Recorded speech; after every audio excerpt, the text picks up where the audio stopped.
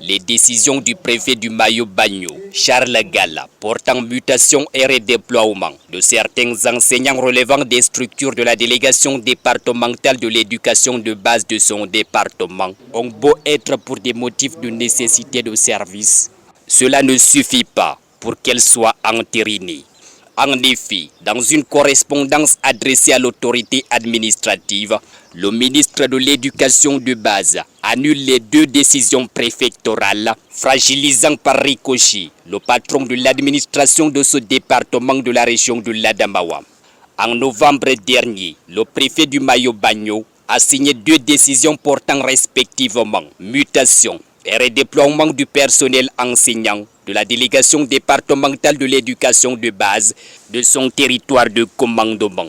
Ces 2 décisions portent affectation de 12 personnels enseignants, respectivement à la délégation départementale de Mayo-Bagno et dans les inspections d'arrondissement de Bankim, de Mayo-Darley et de Bagno.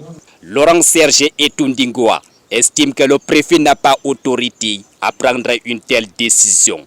L'acte pris par le préfet du Mayo-Bagno est jugé donc illégal du point de vue du droit administratif.